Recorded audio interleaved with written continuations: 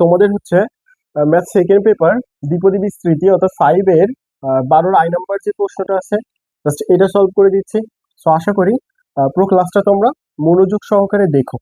এখন এখানে কি বলেছে, যদি কে কোনো বাস্তব সংখ্যা এবং k/2 + 2^8 এর বিস্তৃতিতে মধ্যপদ হচ্ছে 1120 হয়, তবে কে এর মান আমাকে কি করতে বলছে, নির্ণয় করতে বলছে।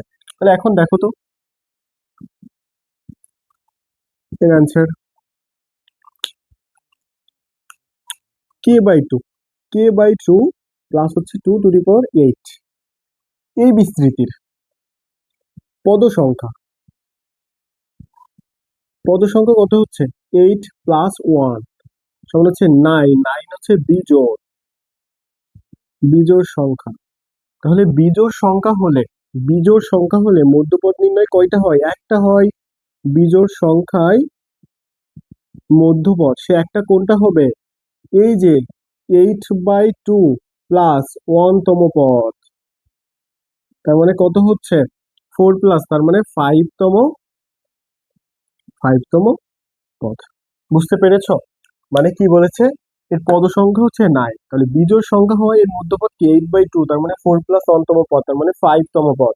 তাহলে এখন আমাকে এই যে 5 তম পদের মান যদি এত হয় তবে কে এর মান নির্ণয় করতে হবে। তাহলে এখন দেখো এই বিস্তৃতির 5 তম পদ, আমরা কি জানি পদতম পদ বের করতে হলে 1 বিয়োগ করতে হয়, তার মানে এটা 4 + 1 এরকম হয়। তাহলে 8c কি হচ্ছে 4, k/2 এর পাওয়ার কি হচ্ছে 4, 2 এর পাওয়ার 4 এরকম হচ্ছে। 8c4 রেখে দাও, এটা আমরা কি লিখতে পারি k⁴/2⁴ গুণ 2⁴। দেখো তো এটা কেটে যাচ্ছে না? তাহলে অতএব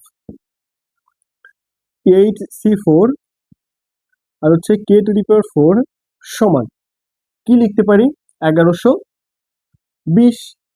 তাহলে দেখো তো k⁴ সমান 1120 ভাগ 8c4 যদি দেয় তাহলে এর মান কত হচ্ছে দেখো তো 70।